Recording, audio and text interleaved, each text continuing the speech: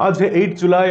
Indian cricket के Dada prince of Kolkata Sourav Ganguly का 52वां हैप्पी बर्थडे। तो happy birthday to the great one of the great captain of Indian cricket team.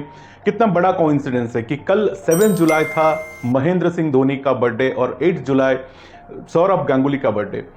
To all time great captain of Indian cricket का birthday ऐसे दोनों date पे 7 और 8 जुलाई को पड़ता है। आप बोलिए कि आपको कौन बेहतर लगते हैं कप्तानी के तौर पर, सौरव गांगुली या फिर महेंद्र सिंह धोनी?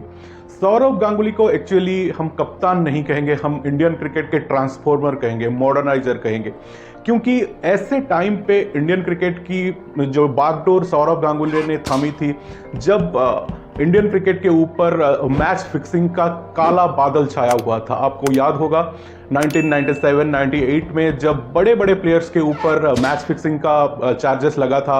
आजरुद्दीन हो गए, इवन अजय जाडेजा, नयन मोंगिया, सभी जितने एस्टेब्लिश क्रिकेटर उस टाइम पे थे, सभी पे उस टाइम पे मैच फिक्सिंग का जो चार्जेस लगा हुआ था।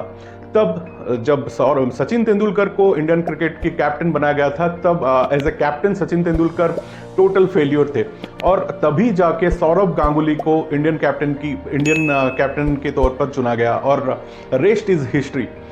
इंडियन क्रिकेट को बाहर जाके जीतना सौरव गांगुली ने सिखाया है। पहले क्या होता था, जब भी इंडियन क्रिकेट टीम बाहर जाती थी, कहीं सब कॉन्टिनेंट के बाहर जाती थी, तब हारना तो तय ही था।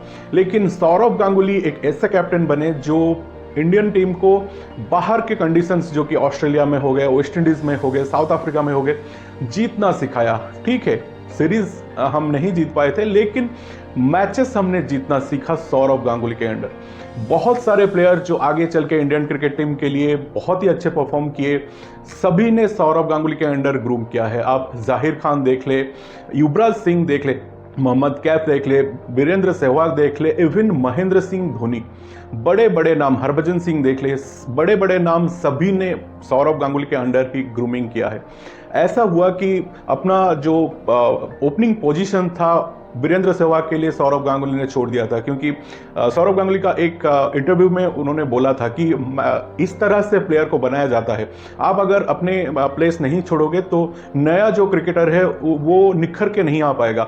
महेंद्र सिंह धोनी की जो बैटिंग एबिलिटी है वो 5-6 नंबर पे उतना ज़्यादा फ्लेयर अप नहीं हो पा रहा था, जबकि सौरव गांगुली ने ही उनको 3 नंबर पे खिला के वो जो बैटिंग एबिलिटी है वो सबके सामने आया। तो सौरव गांगुली को हम सिर्फ एक कैप्टन, इंडियन टीम के क्रिकेट कैप्टन नहीं कह सकते, उनको हम ट्रांसफॉर्मर कहना चाहिए। 2003 का वर्ल्ड कप जिस तरह से हमने खेला, ठीक है ऑस्ट्रेलिया एक ही टीम थी जिससे हम 2 बार हारे थे, लेकिन बहुत ही अच्छा परफॉर्म किए थे। 1983 के बाद हमने फाइनल खेला था और सौरव गांगुली जितना डिजर्व करते थे उतना उनको नहीं मिला हर जगह पे। आप जब ग्रेग चैपल इंडियन टीम के कोच बने, हालांकि सौरव गांगुली ने ही उनको रेफर किया था, लेकिन ग्रेग चैपल के आने के बाद सौरव गांगुली के साथ जो भी कुछ हुआ वो शायद वो नहीं होना था, चाहिए था सौरव गांगुली के लिए। सौरव गांगुली के अगर क्रिकेटिंग करियर में अचीवमेंट्स की हम बात करेंगे तो 1996 में लॉर्ड्स में इंग्लैंड के खिलाफ उन्होंने अपना टेस्ट का जो डेब्यू किया था और डेब्यू मैच में ही उन्होंने 100 लगाया था। उनके साथ राहुल द्रविड़ ने भी वो मैच में डेब्यू किया था। शायद राहुल द्रविड़ 95 रन बनाए थे और सौरव गांगुली ने पहले ही मैच में 100 ठोका था इंग्लैंड के खिलाफ लॉर्ड्स में।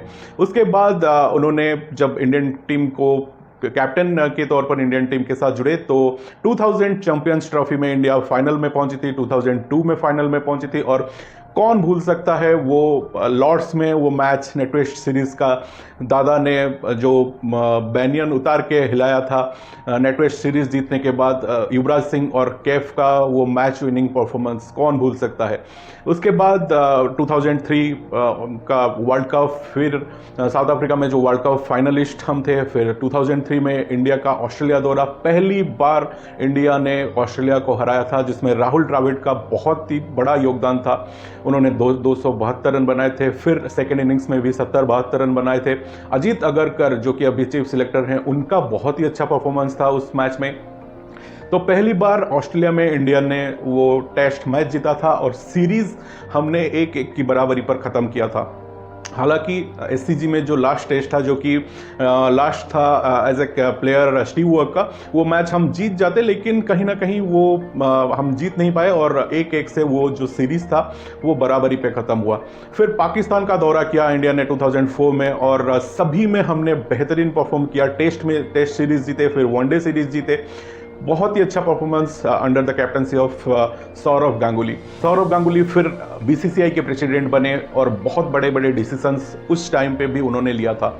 राहुल द्रविड़ को हेड कोच बनाने का जो डिसीजन भी उनका था और रोहित शर्मा को इंडियन टीम का कैप्टन बनाने का डिसीजन भी उनका था। और इसके लिए बहुत सारे कंट्रोवर्सीज भी हुए थे विराट कोहली और सौरव गांगुली के बीच में, क्योंकि सबको लगता था कि विराट कोहली का जो कैप्टनसी था वो सौरव गांगुली ने ही छीना था। इसलिए विराट कोहली और सौरव गांगुली का जो कुछ अंदर था वो तो हमें पता नहीं, लेकिन सोशल मीडिया में ये खबरें बहुत ज़्यादा चलती थी।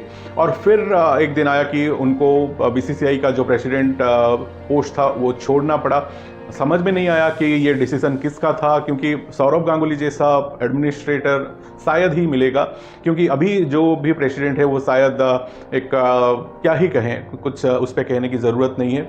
और पर्सनली अगर सौरव गांगुली का जो क्रिकेटिंग माइलस्टोन देखे, 113 उन्होंने टेस्ट मैच खेला है, 311 वनडे मैचेस खेले हैं और शायद 40 या 41 मैचेस में वो 141 मैचेस में उन्होंने कैप्टनसी किया है इंडिया के लिए। 18,000 से ज़्यादा रन हैं सौरव गांगुली के इंटरनेशनल लेवल पे, जो कि 42 या 43 एवरेज उनका था और 85 से ज़्यादा का स्ट्राइक रेट, क्योंकि उस टाइम पे T20 क्रिकेट इतना होता नहीं था, तो इसके चलते जो 85-86 का स्ट्राइक रेट होता था वो बेहतरीन होता था।